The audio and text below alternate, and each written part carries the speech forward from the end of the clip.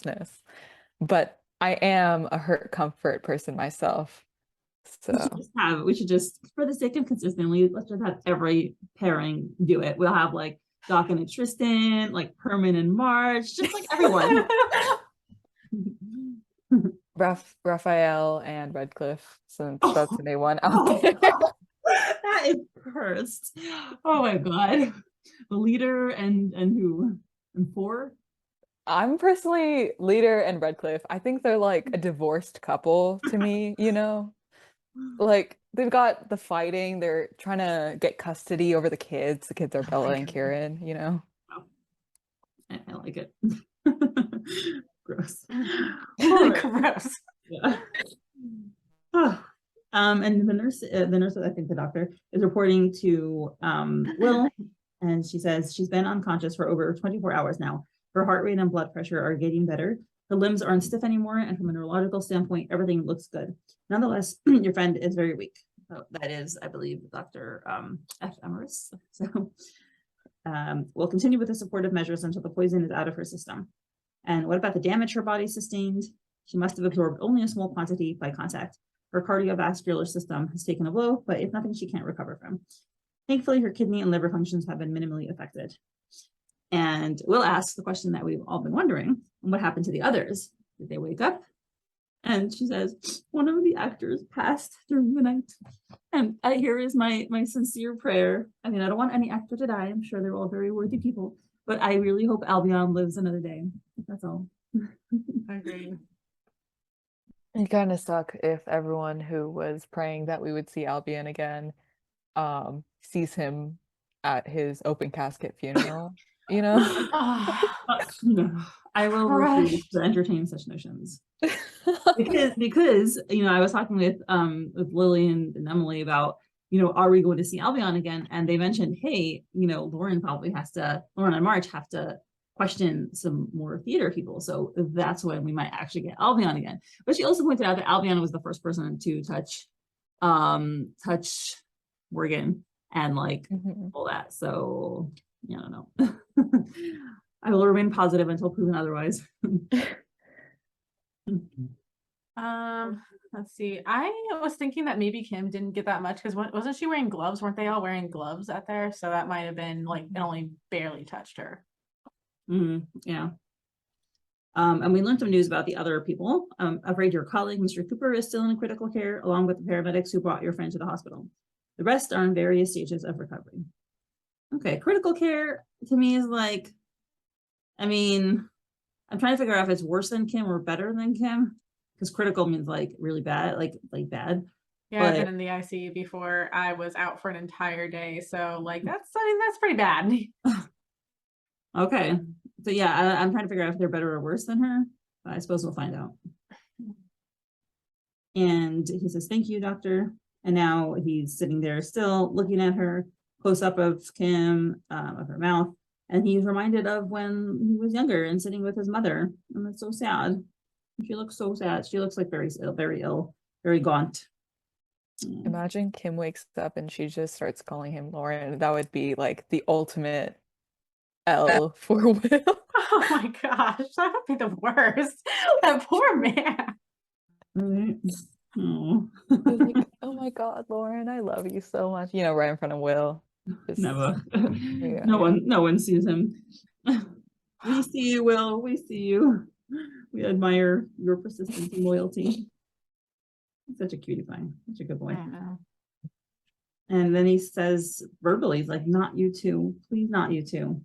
And he thinks back to, okay, this is part is hilarious. He thinks back to Darcy in the theater asking, "How is she?" He's like, "Who?" "The girl who makes you so glad you don't need to marry me." Wink, wink. And then he's like, "Nonsense." Okay, well, Nonsense. why are you thinking of it if it's all nonsense? I'm just saying it came to your head. If there was truly no one who made you think that way, you wouldn't be thinking about it. Right. I'm just saying. I was gonna say the lady doth protest too much, but he's a man, so the man doth protest too much. Oh, he's so cute. I was surprised that he even did that. I'm happy. To me, it's a sign that the Kiwi ship is slowly moving through the waters. Everything's just slow burn here. We got the Loki episodes just now, and the Kiwi is trudging along. I feel like the next time a character literally dies, Will's just gonna I feel like he's gone through this process so much of someone close to him being presumed dead or on the very verge of death that he's just gonna be completely unfazed to death in the future. He's gonna find out that Lauren and Nayra are dating some of the most infamous assassins in the city and just be like, okay, that's cool. Like, whatever. Like, he He's won't like care dead. anymore. He's like, He's I've been seen enough. desensitized. Oh, that's funny.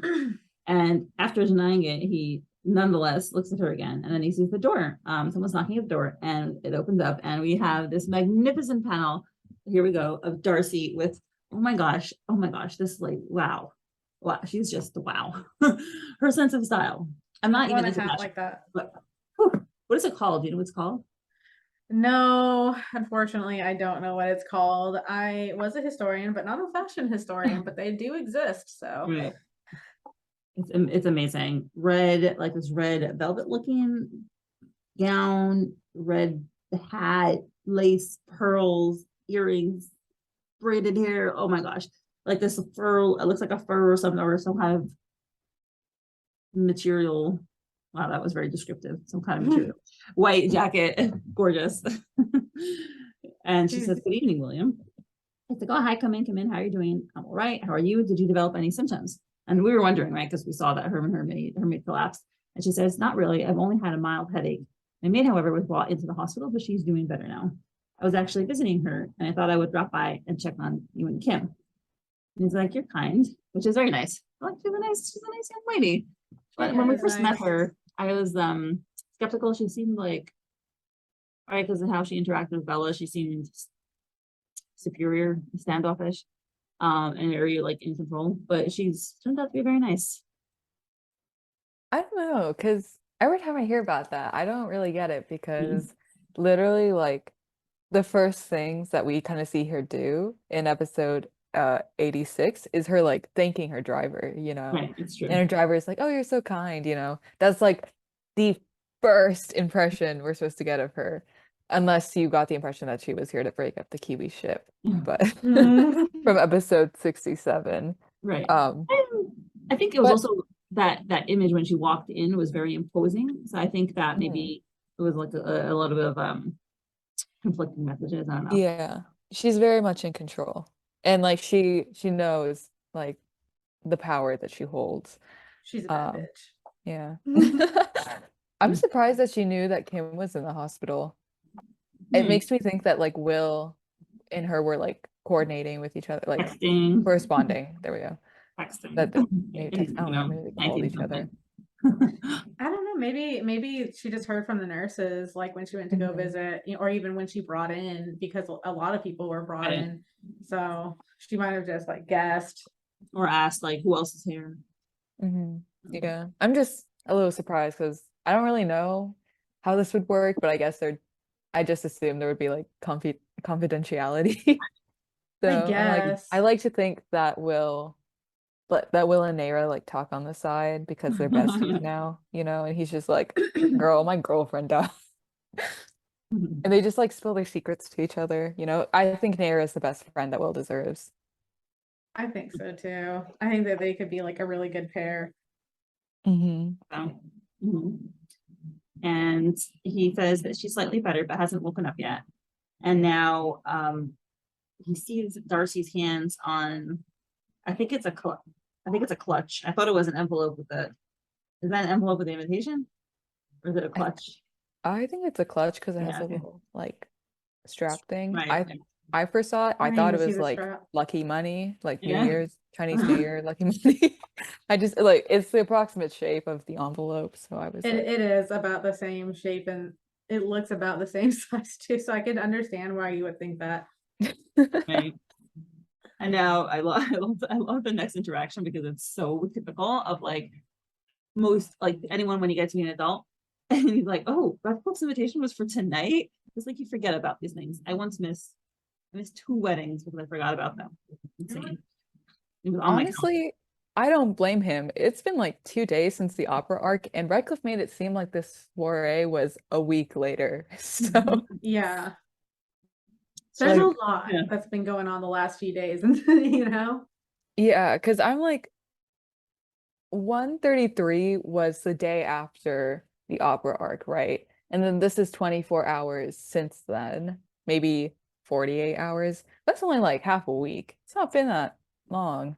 So I'm like, Redcliff, you lied. Yeah. Right? Timing. Well, it might not be Redcliff's fault, but it's okay. Might be the author. It's just, it's part of the ongoing joke that Purple Hyacinth has Timeline. really bad time, like timeline One thing issues. after another. Yeah. And she chuckled and was like, yes, it was. And I was like, oh crap. Oh, well, what is with you? I thought you were a genteel man. He's like, sorry, I forgot. And she's like, don't worry. I will let him know that although it left left you in shambles, duty unfortunately prevented you from attending his soiree. And it is and it is with incommensurable regret that you send him your deepest, most sincere apology. I love it. I love it. Darcy is just making fun of the social norms that you have to do, and like just like my mother would call it blah blah that you have to say. It's like to be polite, and everyone knows you're like lying through your teeth and don't really want to be there. I love it. It's hilarious and so funny, and she's got it to the T. I kind of find it interesting how Will is like genuinely serious that he forgot about like Redcliff's soiree, because like, my guy, you are in the right place right now. You have your priorities in order. He's literally at like Kim's bedside and he's like, oh crap, I forgot about the gala. Like, no, no, no, no. You are in the right place right now, my guy. Like, you are caring for your friends. That is okay. You can do that without consequence. Yeah. I mean, just honestly, the entire story has gone, there's been so much going on recently for them. He's probably so overwhelmed that, I mean, unless he's like being very diligent about keeping his calendar, that, I mean, things are going to fall under the rug, even if he is being diligent. I mean, literally, there was just a huge like incident where somebody died on stage, like the night before. So, well, like I must have been like, what, 2 days at this point ish. Well, probably not even a full day. So, I mean, it's one of those situations where you're like, if you remember to go there, you're Superman, because I would not have remembered. So, I think he's just, maybe he felt like it was his duty to go with Darcy, like they were invited together and he felt like, oh, I have to accompany her, which that I can see. I don't think he actually cares about the party, but well, we know he doesn't. But I think maybe he felt a duty to accompany Darcy. I mean, he's a well-bred man, from a high-ranking family. He would be, I mean, it would be only natural for him to be very like brought up in a certain way where he's just, very just like adheres to his schedule, very polite, does all the duties of the heir of his family, all that stuff. So it makes sense. He probably only cared at all due to duty to 𝗫𝗏 and not because he actually wanted to go. Yeah, and something I actually find kind of also interesting is, I'm pretty sure I've like brought this up before on the podcast, but with between Lauren, not between Will's relationships with 𝗫𝗏 and Lauren, there is kind of like a similarity in how both of them do not take pleasure in how Will adheres to this sense of duty, right? They're both like, my guy, you got to get over it, right? And the thing, or the difference between them is Lauren takes a much more passive role in disliking that in disliking that duty. Like, she watches him from afar and she thinks to herself, Will, this isn't good to you or good for you. The only time where they've really talked about it is maybe episode 87. But even so, Lauren does not devote a lot of time to helping Will with these issues, or it is not something that she and Will are really able to find like common ground on, in a sense. Whereas with 𝗫𝗏, she's like actively helping him and she actively encourages him to break away from these norms that they have grown up with. And so she takes a much more active role in helping Will, especially here. She's helping him get away with staying with Kim rather than going to this soiree. Yeah, good point. I This like is that. why. Oh, sorry. This is why 𝗫𝗏 is a better friend than Lauren, and I'm gonna stick by that. Well, I will let that slide because of your love for 𝗫𝗏. I'm I just will say, saying, Lauren I didn't just even go to the hospital until Kim ended up there. So Lucas, he had to wait for another one of his coworkers to end up dead for True, but the that's others not. to visit him. Anyways, sorry, I didn't mean to interrupt you, she's ma'am. just going a lot. She's has like it's not an excuse to put her friends by the wayside, but Homegirl's going through a lot, man. She got exploded, not that long ago. So I know. It's just, yeah, I think it's kind of funny to me when there are these parallels, or rather comparisons between Lauren and 𝗫𝗏, because I really like Will having relationships to other characters and seeing how those relationships like affect him. And between Lauren and Will, it's just a relationship that I don't think we get a ton of screen time with. Like, we do know it is very much an established relationship, and we understand like their backstory together and the history together and the relationship with Dylan. But again, it's not a relationship that we see a lot of exploration of. and And it is something that does tend to be a bit more sad in the end because, again, of their history, and they know a lot more about each other. But with 𝗫𝗏 and Will, it's like they're able to joke around a bit more. I think there's less of a heavy sense on them, and it's like a bit of a breakaway from Purple Hyacinth's very consistent and constant stream of angst, in a sense. I don't know if that makes sense. that makes sense. I just think that maybe like they're still close, obviously, but I think that maybe that being around each other could possibly remind them of their shared trauma with Dylan and the whole like train station explosion and everything like that. So, maybe they're still really good friends, but at the same time, maybe it's just hard to be around each other for long periods of time, outside of work, when their main goal isn't something else just because of their shared trauma. I don't know. Are there good therapists in this in this comic? Who knows? Do they even get to see therapists? Probably not, so I'm sure they're still kind of like dealing with it in their own way. Plus, they're both taking very different approaches into getting past that. Lauren never let it go, while Will felt that he had to move past it. So, it might just be a whole plethora of things why we don't see Lauren and Will together as much as we Mhm. would like, I guess. Yeah, I do think that there are a lot of reasons. Again, especially with like pacing, and there's a lot going on. Like Lauren very much has a lot going on between getting blown up and stitching up assassins and evading assassins and evading apostles. There's a lot. She's going through a lot.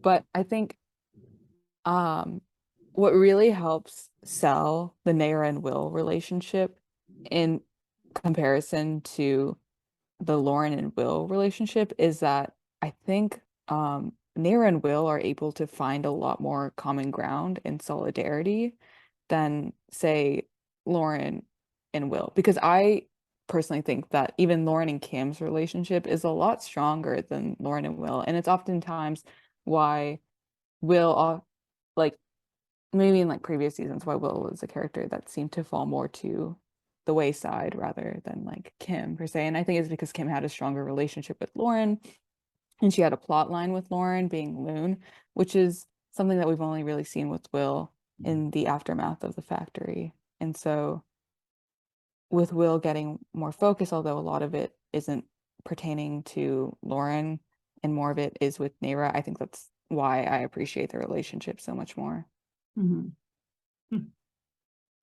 That's cool.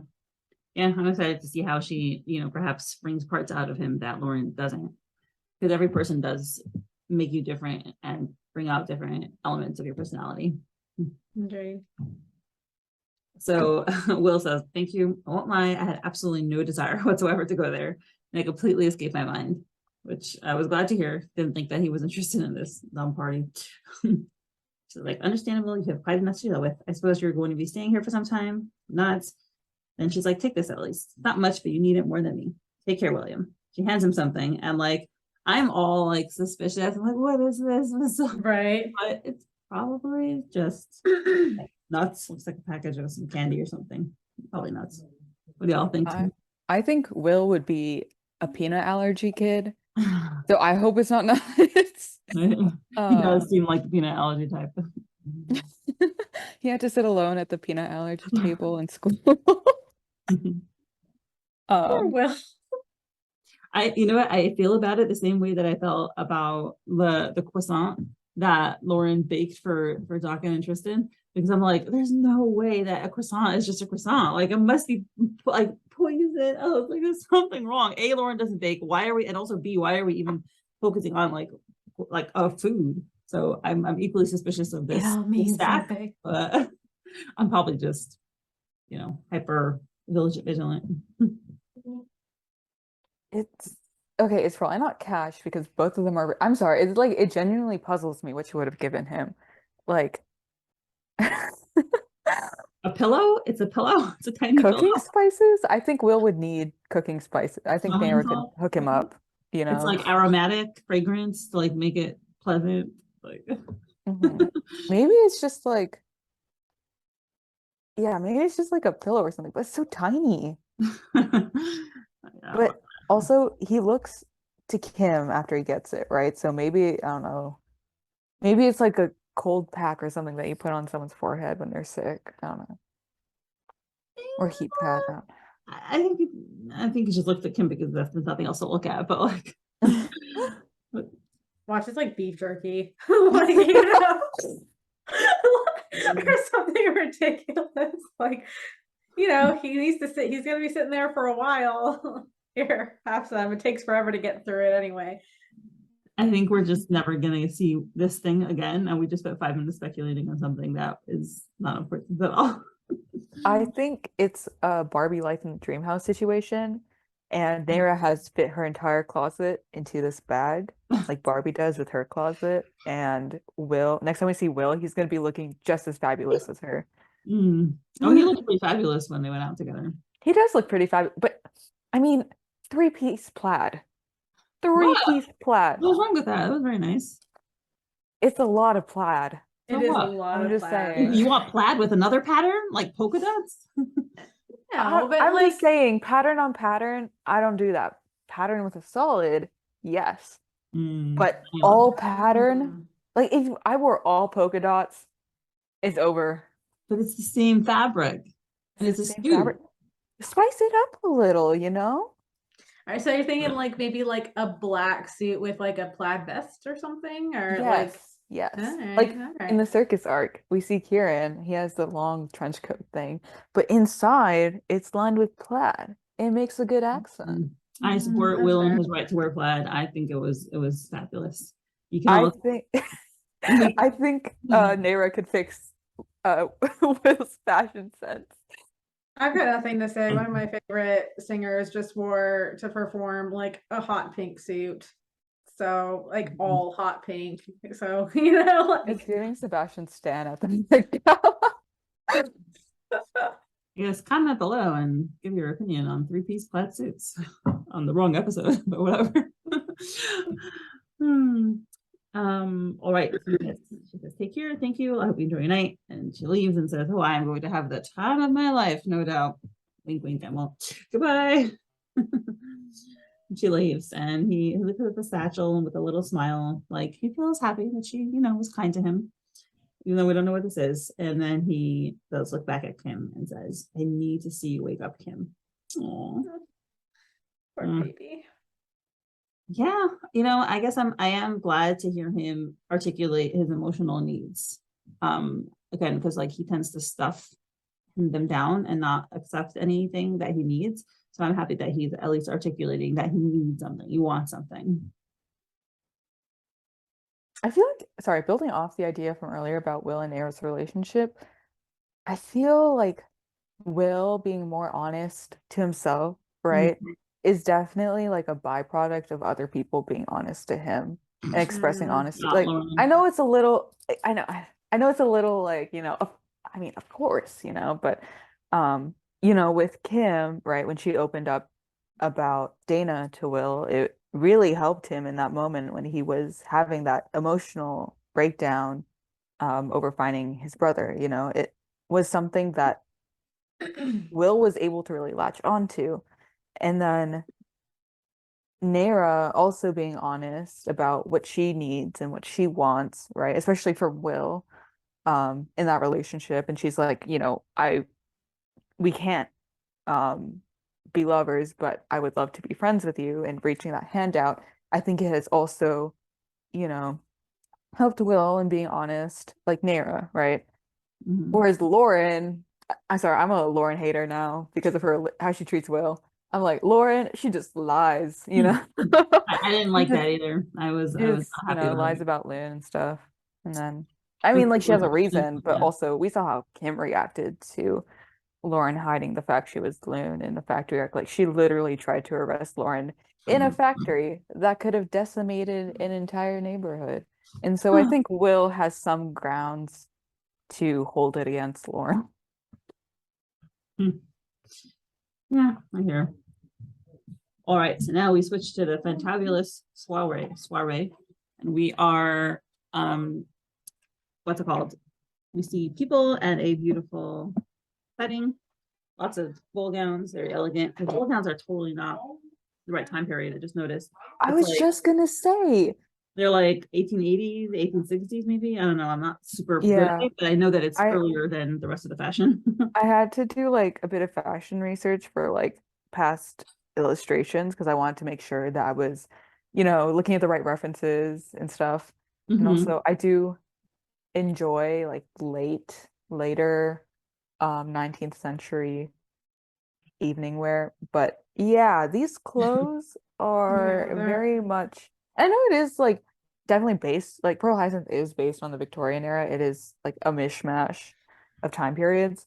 But from the fashion we've seen, it definitely like leans more Edwardian with Yeah. the fancier Mhm. clothes, right? Yeah. I feel And that's like what Nara usually wears. Sorry, that's what Nara usually wears, that's what I'm slimmer. thinking. I'm actually looking at it, and I think that the ball gowns that the gown that she's wearing and that the lady next to her is wearing is a little bit later. But if you look at the other people around them, it's like there's definitely like a few time periods that are clashing there. Yes, Yeah, yeah, I it know, look right? It was in the same panel I saw also. I would say that these look mainly between 1850 and 1870, like mainly 1860s. That's what I'm getting from this. Okay. But in the So we second need to, panel, like the more narrow yeah. fit, that's later time. Like the big bustles, the big skirts, that's earlier. So what we need to do is invite Bernadette Banner or Carolina Zabrowska to comment on Purple Hyacinth fashion. They're fashion historians on YouTube. So I love their Very cool. content. me too. Nice. They're definitely my faves. I'll have So to yeah. text me those because I want to follow them. All right. So it's still fun to look at. Nevertheless, it's pretty. And Darcy talking with other women who it's like I love her hair color. It's like a rose pink, little grayish. There's Yeah. like a few people who have like unusual hair color in Purple Hyacinth, and I'm like, they gave it to this random lady, but I like it. It's gonna be what my hair color turns to when if I stop if I just keep washing it and don't put any new dye in it. Oh yeah. That's cute. And she is telling Nara, she's like, oh, I'm so glad us women do not need to get involved in a meeting. Darcy's like, aha, I know. And meanwhile, we see her level of not involvement. She's looking at the door where there's a bunch of men sitting around a table. And we see the picture frame, and then we see the back of the picture frame. It looks like a recording device. So yeah, sure, Nara is she's totally happy she's not in the meeting at all. Is it bad that I was excited over that line? Because what I got from it was, it's bad that I'm happy to know that the patriarchy exists in Ardhalis. But my reasoning is that for like years now, we've like had to speculate on whether like the patriarchy is a thing in Ardhalis or not. Like they do have the like kingdom, where it's like the king at the top and then the prince heir. But like, is there any more depth to it? And now we know Yeah. there is. Let's go. Well, I think I'll tell you what my honest opinion is. I think that Soap and F are using what they feel are tropes of that time period.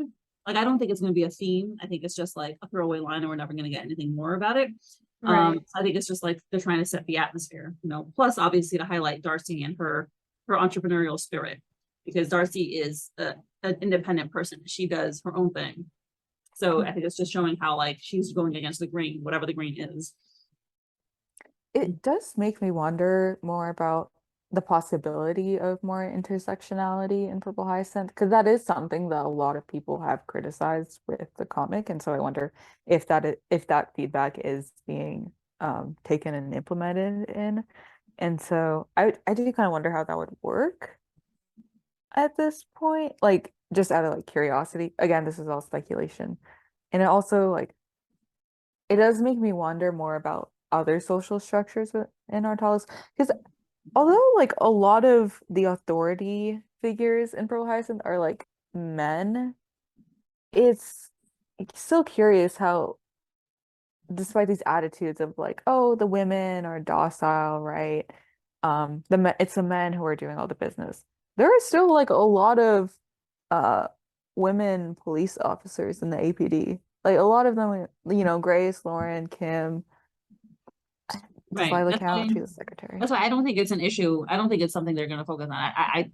This is the first indication we've had any like, sort of like philosophy like that. So because like you said, so far it's just Yeah. like women are just normal people. It just seems like honestly kind of close to our world, like it's modeled after like our time period a little bit, where you do have women in high positions and stuff like that, but you still have an over, the patriarchy is still over everything. We haven't, I guess it's more like here in the States though. I don't like, I can't speak for like Europe or anything like that, but I feel like I really do feel like maybe it's just like a little bit closer to our time period where, women are working, women are in higher positions, but I mean, they're still kind of like looked down upon in some way, or like felt, or the men at the top are like, oh, they don't need to be part of this talk. Women now are still trying to fight for a seat at the table. So, there's still a lot of pushback. Yeah. I don't know. This line, it makes me wonder a lot about the intersectionality of Artalis, just because it's like, out of all the lines they could have picked, they picked one that very much implies a type of social structure. And we do see, like, and especially with like Naira, who is, a queer POC woman, right? So she is a bit at the crossroads, not necessarily with her class, but it does make me wonder, like, does Naira experience racism? Does she experience homophobia? Well, it doesn't seem like she's out. I mean, their families are trying to get them to marry each other, so because I'm it's all kind of just, sorry, it's like speculation to me, but it does make me very intrigued to the world building of Purple Hyacinth. Anyways, that was my little speculation moment.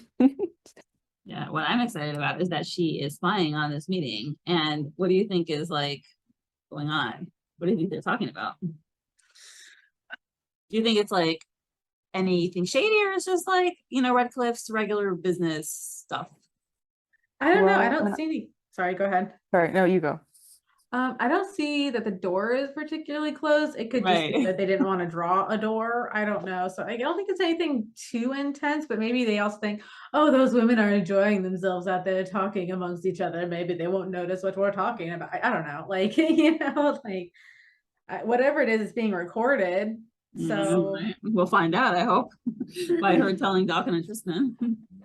Yeah, I mean, I kind of have to like hate them a little bit for obviously, they're obviously talking, but they've covered up what they said on purpose, so to just like give us that little like and watch they're just like talking about like some sort of sports game or something like that. So the other day I had a great cigar. Yeah, right. Redcliff is bragging about his manipulation tactic. When I first read this episode, I was like really confused once I got to the scene, because I wasn't sure if it was the gala or not, because there was like I also thought it was supposed to be. Yeah, there was Mhm. like a lot of confusion when the opera arc was first coming out on whether the party that Redcliffe mentioned, which is currently happening, was the gala that has been slowly building up. And so I like panicked at first. I was like, "Oh my God, where's Loon?" You know? But then I was like, "Okay, the Seems like soiree and the gala are probably two separate things, you know?" yeah.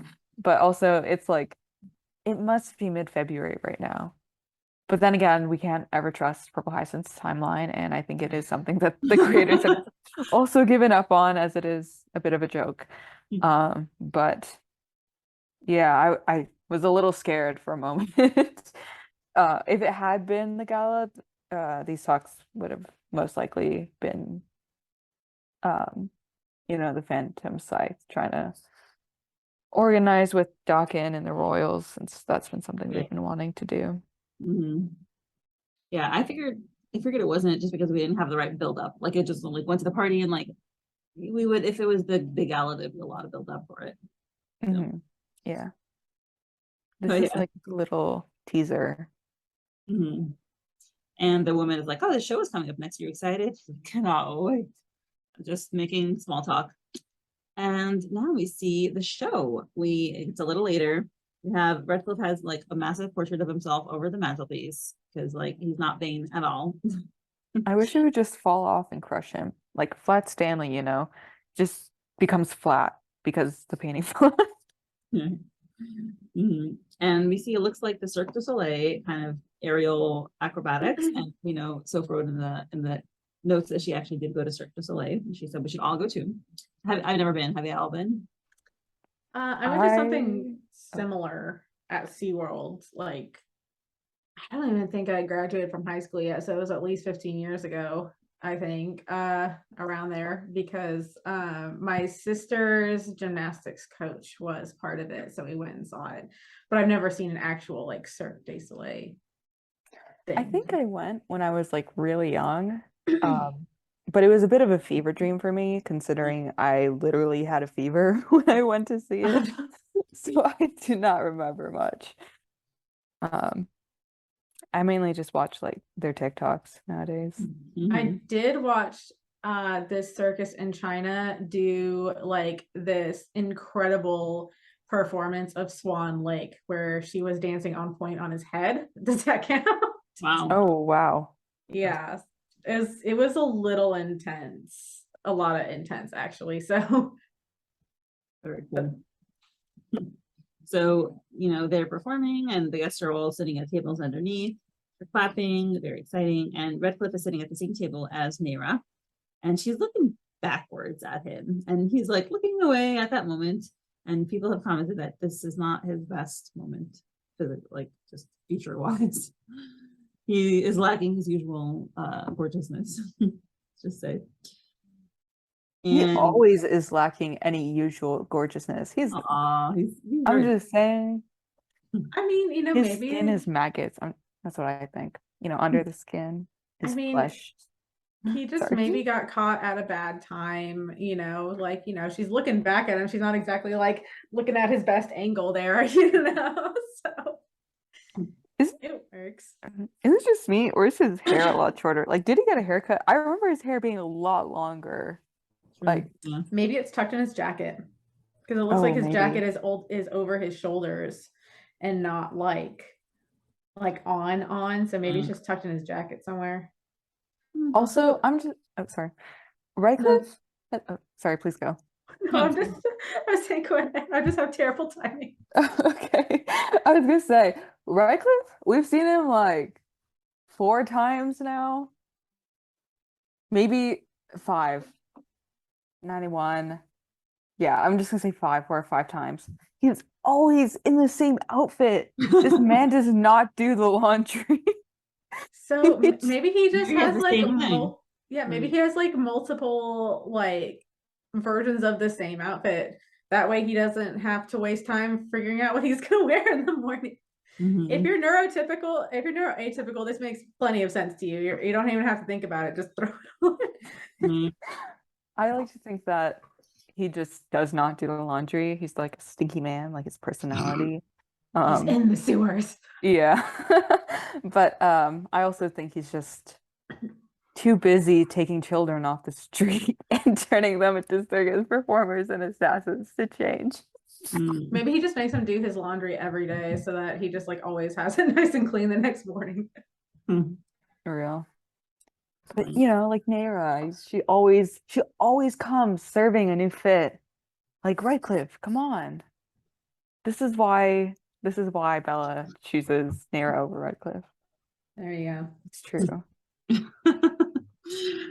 Well, now for speaking of people who have better outfits, or at least more outfits, we have someone announcing, and for our next number, she will bed fire right in front of our eyes. And we have someone coming up on stage. Please give a round of applause for Hestia.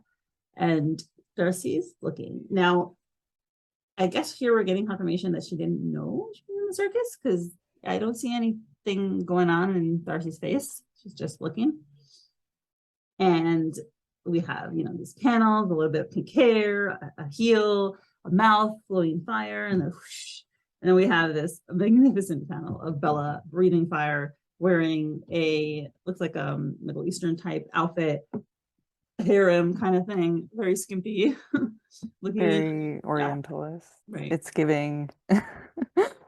Yeah, I didn't think that 𝗓𝗏 didn't know Bella was not part of the circus, because she mentions to Bella that like, oh, but now that you're back with the circus, I finally found you back in like 89, I think. So it probably makes sense. You know, she knows Bella's name, so she does the background check like Kieran did to Lauren, and she'd probably pull up that Bella's a circus performer. She also knows about Bella's relations to Redcliff, so you know he is the founder of the Circus Royale. So I think she did know. Like I'm 99% sure that she knows. I figured she would put like 2 and 2 together. Like she was like, if she wasn't there, she's like, maybe she's thinking there's just like a really good chance that Bella will be there. I think it's Bella who doesn't realize that 𝗓𝗏 is going to be there. Yeah. Right. Yeah. But yeah, I think that panel of Darcy looking more stoic is more her looking on with apprehension, as it is mentioned that she has never been to a circus performance before. So she's never seen Bella perform, even though she knows that Bella is a performer. Now that I think about that, that could be like a really interesting metaphor for like, you know, how Bella is more authentic around 𝗓𝗏, right? She doesn't lie to her. She doesn't pretend to be something else. And then this is her.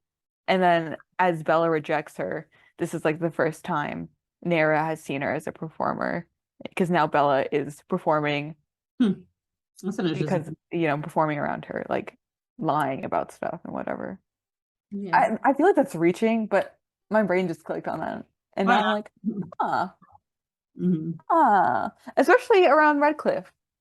She has to perform around 𝗓𝗏, around Redcliff, literally and metaphorically. Yeah, so it's amazing set of panels. We have everyone's so excited and shocked, and like, and we have this like loop thing, very sexy. She looks great, and she grabs a bunch of dreams with fire, metal things. I don't know what they are, but something with fire at the end of them. And Darcy's like looking shocked. Really beautiful imagery, amazing lighting, gorgeous. And she is bending down now. 𝗓𝗏 is again like looking very shocked, and then we see her and we see like the little circus tattoo on her shoulder. The circus tattoo is on the wrong arm, actually. Yeah, I'm pretty sure it's supposed to be on her right arm, because I very distinctly remember a panel of her trying to stab Kieran. We see the circus tattoo on that arm. That's interesting. Probably just continuity error. I doubt she would have lasered her tattoo only to put it on the other side. Yeah, probably not. I was trying to think like I'm really terrible with directions. I was like, wait, what am I, so. Yeah, I didn't notice. I never bothered to implant in my brain where it is, because I'm not good at these. It even disappears on her shoulder. Like it switches sides, but it's not even consistently on that shoulder. Like in that one panel. Also, Bella's wearing gold lipstick right now. I think it looks gold. Which is a slay. She looks so good. And Yeah. the eyeshadow, bro. Oh my Yeah. god. And So, the like laurel. Ah, mm-hmm. like a true goddess. Yeah, she looks really, really pretty. Anyways, yeah. Yep. And now finally, she looks back over her shoulder and she sees like through the fire, a great perspective, really nice shot. She sees Nera sitting at the table and her eyes go wide and then like they catch each other's eyes, both looking at each other. It's like, ooh, sizzling eye contact. And then she stumbles a little bit in her beautiful heels. And for a second, I thought her sleeve caught fire, but I don't think that happened. But then she catches herself. And Darcy is looking, and Redcliff is looking, and he's sitting behind her. We see his perspective, and then he's like, "Caught you, Bella." Lifts the wine glass to his mouth. Caught you what? Like, I'm a little. He caught her lacking. I don't think he caught her looking at Nera, honestly. Like, even if it's just brief, he's very focused on her and he's behind Nera. But we so see it's like we see Nera from his perspective, right? That one panel of her right before his eyes like implies that he's looking at Nera, or watching Nera. I thought he was watching Bella. He just noticed that Bella slipped when she looked at Nera. Really? I don't know. Oh, but yeah, I see the panel does look like he's looking at her. So. Yeah, because he is behind her, right? But they're both within his line of vision. I would assume that he'd be able to catch both of them at the same time. Yeah, in that moment, I was like, oh my God, because it clicked for me. I was like, he didn't invite Nera because of whatever social norms or whatever. He invited her so he could catch Bella just off guard. And I'm like, that was a dirty move. It's super possible. Like he could have maybe like heard something. I mean, they've been going around kissing in back alleys. Who knows? Raphael snitched again. Maybe it was Athena this time because I'm still on my Athena messenger stuff. But I'm saying, I'm just curious, what is he thinking? Because like, is he thinking that they are seeing each other again? Because he knew already that she liked her. So like, it's even if they hadn't seen each other since a couple of years ago, she would still react that way by seeing her, I think. I'm not quite sure what he thinks he caught. I think what he's trying to do right now is catch Bella in a lie because she has told him, right, that like Nera's like whatever's going on with Nera, it's over.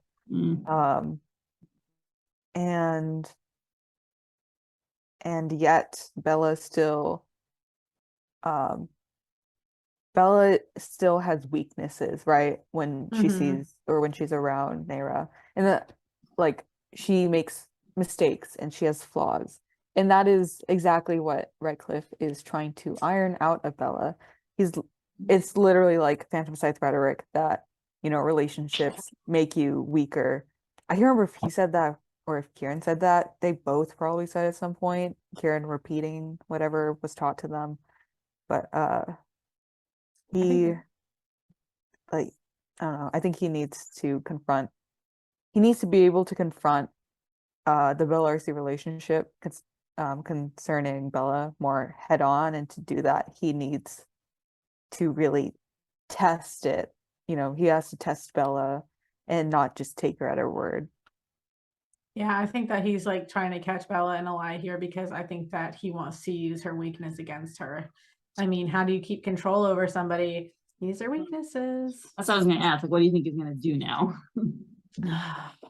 I don't know. Maybe it could be that he's going to, to put, that whole situation on her where like, oh, your next, target is Nera Darcy. So I don't know. We'll see though.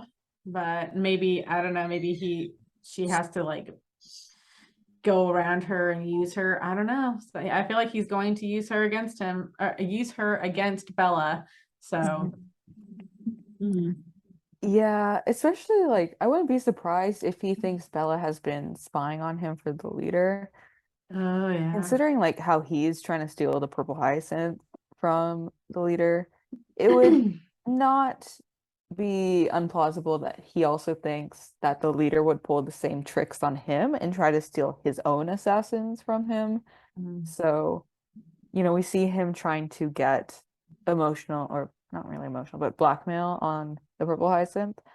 So this is essentially the same thing. He's doing the same thing. He's going to use blackmail probably to keep Bella around, especially since Bella has expressed that she has not taken such a joy to murders anymore. She needs a reason to continue on. She needs some, as he would probably call it, motivation. That motivation being him not murdering 𝗂𝗏. Awful. I don't know. I feel like it might be sneaky. I feel like he might go like investigate more about 𝗫𝗏 and then maybe uncover that she's a double agent. I don't know, because there's a lot that he can find out, like dirt that he can dig up on her. So I don't know. I feel like he'll do something in a sneaky way. Like I don't know if blunt force is like his style. It's We'll I also see. kind of wonder, like, if 𝗫𝗏, like, if Bella met 𝗫𝗏 while 𝗫𝗏 was on like one of her early spy missions, right, when she was first starting off, and Bella at this time would have been like very loyal to Apostle 7, right? She hasn't really phased out of her loyalty yet. Would she have told Redcliff that, like, hey, I found this Darcy girl, she's most definitely a spy for the royals? Like, he probably knows that, especially since those thugs, I guess, I don't know what to call them, those men in episode 130 in that flashback also knew that 𝗫𝗏 was a spy. Like, it's not uncommon knowledge. So That's a good point, but maybe she just didn't. I don't know. She seemed pretty taken with her even from like the first meeting, and so maybe she just didn't say anything. I don't know. Maybe she just was like, "Oh, I saved a girl" or something like that, but that's about it. Or like, I had to scare off some guys. I don't know. Like, I really don't.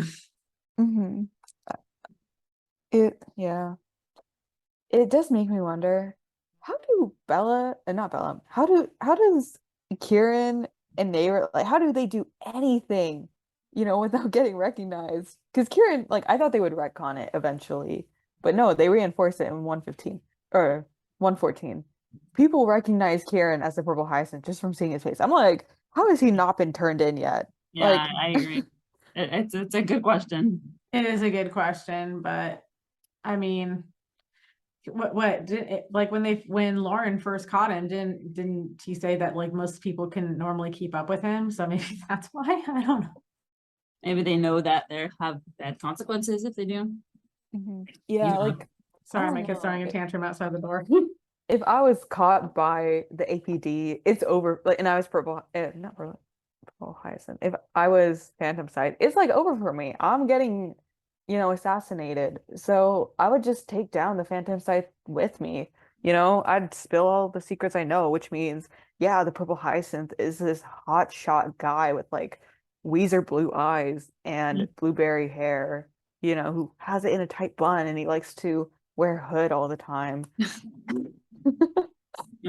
Yeah. I feel like they could track it down, especially when this Weezer-eyed guy shows up at an APD office to Right. meet a new archivist. Excellent point. Like, I don't know. I would just spill 𝗵𝗲𝗄𝗏 secrets out of spite. Well, Fwoot, now I know if I ever need a spy for nefarious activity, I won't choose you. Of course, Mindy. Anything for you. All right. Any last thoughts on this episode? I was like really surprised actually by Redcliff. Like, I gasped when I saw the Katya Bella panel. I was like, "Oh, you're slick. You are slick." I more focused on Will and Kim, honestly, this episode, and just like how sweet it was. He's still trying to fight his obvious feelings for her, but at the same time, is there for her physically. Even though she wouldn't even know if he wasn't there, she's out of it, but he's still there. And is apparently there for the long haul of just staring at her for hours because I didn't see like a book or water or anything in sight. So I'm like, He dang, that's was raw dedication. dogging it. I'm like, that's dedication, man. Mhm. Like, man, even when I was in the hospital, my husband brought like all sorts of stuff while he was sitting with me. So I'm like, dang, he was really like you, girl. Mhm. I used raw dog wrong. I thought it meant just going. Yeah. I got scared and I Googled it, and now I take back everything I've ever said. I thought I meant just like going straight because I saw someone use it in a meme once about someone in an airplane, and I used that wrong. Kids, do not repeat anything I've ever said. My bad. It's okay. None of my kids can hear. They are literally their littlest sister is screaming her head off right outside the door. So I'm sorry. Yikes. Yeah, I don't know. Sorry. I thought it meant it just meant like doing nothing for like hours at a time. But I've been Yeah. wrong. I should That's Google that. funny. That's my bad. I'm gonna look at it. Anyways, Hmm. yeah. The Kiwi one was actually really nice. I'm waiting for Mayra to pull a Kieran, like with Kieran with Bella, but she's doing it to Will, where she's like, I'm sorry. You're sure you have no feelings whatsoever. Like, I think Yeah. Mayra's the new Kiwi Mhm. Dipper. wingman, you know? That Oh, would I be think that she's so for it. I think that she's like, she knows that she can't like possibly, share love with Bella, not without anything drastic happening, so she's probably like the type to be more like, oh, well, even though I can't have the love I want, good for you guys. I'm rooting for you, so. Mhm. Yeah. Yeah, it's good. I like that too. I like the Will and Kim thing. It brought out like a side of Will that didn't know was there, and I like the drama with 𝗂𝗏𝗏 and so many beautiful shots, like really, really beautiful lighting with fire and everything, and the Mhm. beautiful outfits. So yeah, it was great. I love Naira and Will just being supportive of each other. Like, Naira's like, okay, since you're here, I brought you a gift. Whatever it is. I don't know, bones in the bag or Tootsie Rolls. We just find out next time we see Will. I still maintain that it's beef jerky, so we'll see. Oh yeah, beef jerky, Maybe it's like Place our they bets. didn't know what to do with Right. Morgan's corpse, so they just turned her into beef jerky. Yeah, That's what's few comments. Yeah. Below what I'm you just saying, we have not seen Morgan, okay? Who's to Oh, tell me that that's She's not Morgan in the probably back? she's probably in the morgue right now. They Mm. haven't done any autopsies, that's for sure. The thing I can think of is that they just sealed her off in like one of the things so that nobody else would have to deal with it. I am so sorry about how loud it is outside my door. I don't hear anything, but yeah, we should close it. I have lots of stuff to do. Yeah. All right. Well, this was fun. Thanks so much for joining. And Fwoot, I'm glad y'all got to meet each other. And Yeah, it was nice y'all- talking. Yeah. Yeah, Sorry. All nice right. Have a coming up good with night. theories. Have a good Yeah. night. One week. Thank you to my current patrons, Susie, Lady Libras, Lily, Jenny, Molly, Veronica, Emily, Joe Rochelle, Saucy Tuggles, Anne Rose, Alexa, Misty, Joanne, 𝗵𝗲𝗄, Esther, I'm Watching You People, Emily, Jean, Jen, Erin, Kate, Lily Beckett, Christine, Sadie, Kelly, Teresa, Mrs. Castaldo. Your support is truly appreciated.